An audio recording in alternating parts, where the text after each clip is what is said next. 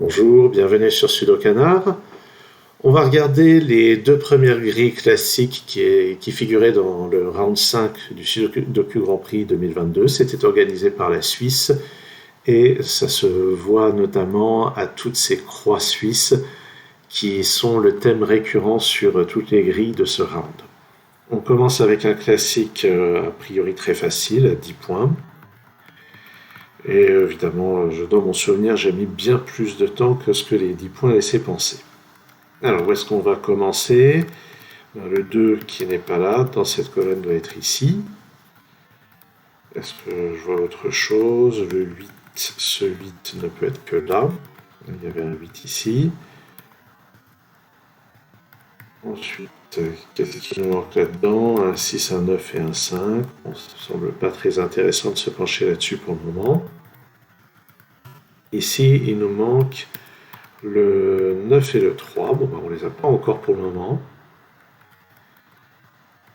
Et alors, dans cette colonne, le 1 qui n'est pas là, il n'est pas là non plus, donc il est là. Le 7 qui n'est pas là, il est là. Et puis ici, il doit nous manquer un 6 et un 8. Et si on regarde ces deux chiffres, on voit que le 6 doit être ici et le 8 doit être là. Ici, il n'y a pas de 2 à cause de ce 2. Donc dans la boîte, le 2 doit venir ici. Et là-dedans, j'ai besoin d'un 5 et un 9. Pour le moment, je ne les ai pas.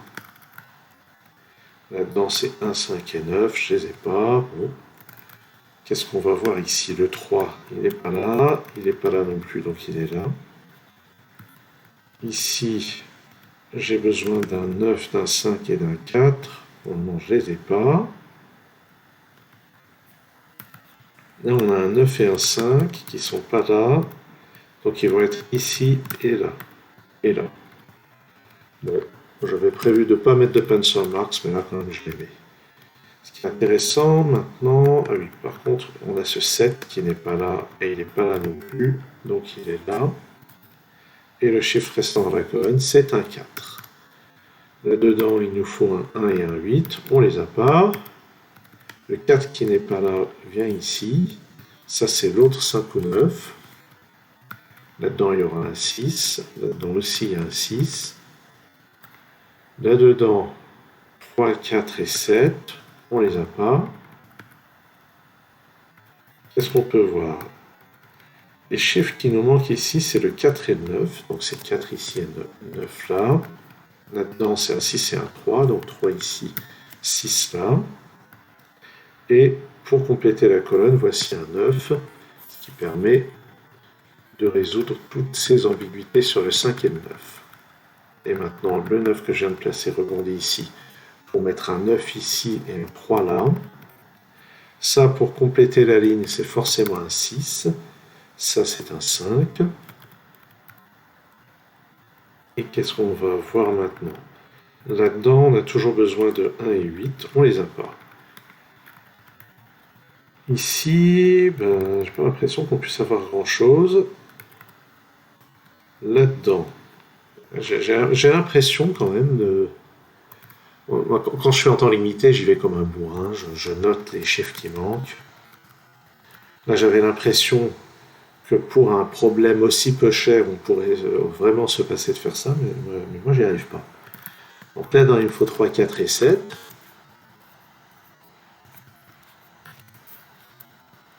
Sur cette ligne, il me faut 1, 5 et 8. Donc là aussi, 1 et 8. Là, c'est 5, 8. 1, 5, 8. Ici, c'est un 5 et un 6. Ici, 2, 7 et 9.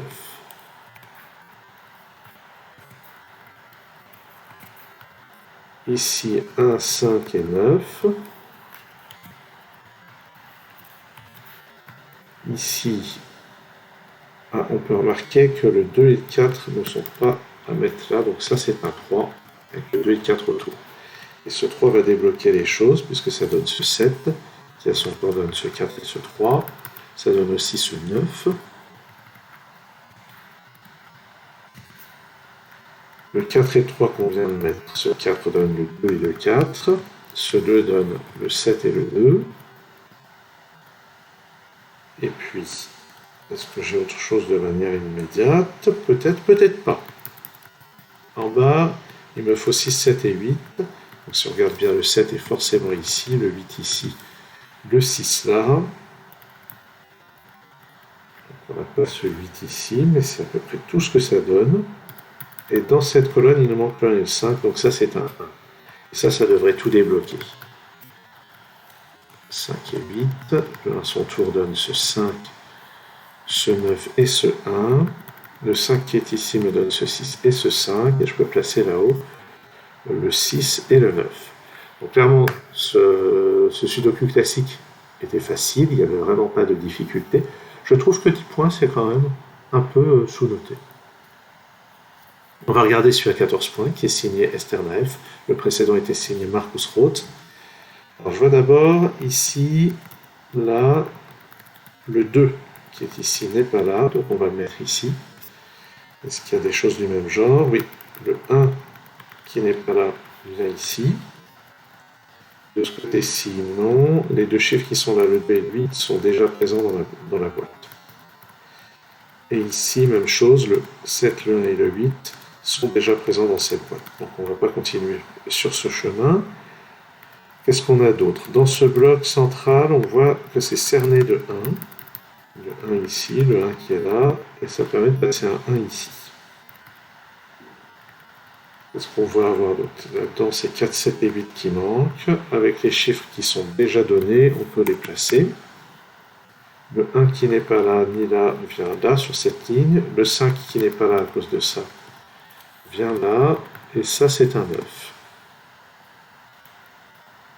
Donc ça commence de manière assez sympathique. Qu'est-ce que je repère? Sur cette colonne, il me manque 2, 3 et 9. Donc ça, c'est un 9. Et les deux autres sont 2 et 3. Je vais essayer de faire 100 mètres de pencil marks. C'est une chose que je ne fais absolument pas pendant les épreuves. Dans ce bloc, le 2 n'est pas là ni là, donc il est là. Dans cette colonne, il me manque 4, 6 et 8.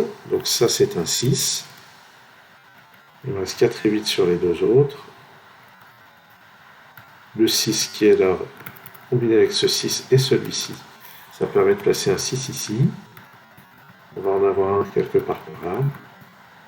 Sur cette ligne, il me faut un 8, mais il n'est pas là, donc il est là. Et l'autre chiffre, c'est un 5. Les trois chiffres manquants ici sont 3, 4 et 6. Je sais juste que le 6 n'est pas là. Dans cette colonne, il me manque un 2 et un 3. Je ne les ai pas. Dans cette colonne, un 2, un 4 et un 5. Je ne les ai pas. Je vais finir par noter les pencil marks comme un bourrin.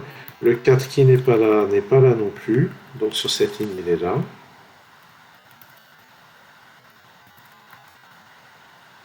Sur cette colonne, c'est toujours 4 et 8 qui manquent. Ici, il manque un 7, il n'est pas là, donc il est là, avec un 6. Ce 6 me permet de placer un 6 ici. Là-dedans, c'est 3 et 4. Là-dedans, 3, 4, 5. Je ne sais pas où ça va. Dans cette colonne, il me faut un 2, un 4 et un 9. Donc ici, ça ne peut être que le 4. Ici, 2 et 9. Le 4 de cette colonne est forcément ici avec un 8. Ça, c'est 7 et 6. Donc c'est 7 ici, 6 là. Ici, 3, 4 et 8. Le 8 est là. Puis 3 et 4. Ici, 1, 7 et 9. Donc ça, c'est un 1. 7 et 9 là-dedans. Le 1 que je viens de placer rebondit pour placer un 1 là. Le 4 qui est ici n'est pas là. Donc ça, c'est un 3. Ça, c'est un 4. Là-dedans, j'ai besoin d'un 4 et d'un 5. Il y a déjà un 4 dans cette colonne. Ici, 2, 3 et 8. Ça, c'est un 2. Ça peut pas être un 8.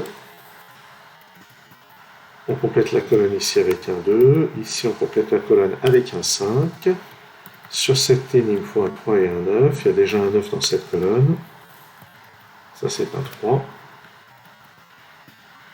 Ici, il me manque quoi? Il me manque un 5 et un 8. Ici, il me manque un 2 et un 9, je ne les ai pas. Ici, 9 et 7, je ne les ai pas non plus. Dans cette colonne aussi, 9 et 7, je ne les ai pas. Et c'est quoi qui me manque ici? 2 et 5. Donc c'est 2 et 5 comme ça. Sur cette ligne, il me manque un 2, il n'est pas là. Ça, c'est un 9.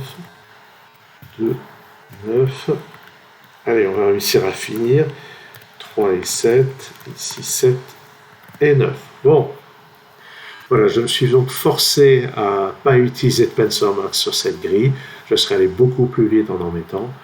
Mais à ce qui paraît, c'est un bon entraînement pour, ne serait-ce que pour trouver avec le plus de précision possible quels sont les chiffres qui manquent. Merci d'avoir suivi cette vidéo. À très bientôt sur Sudocanard.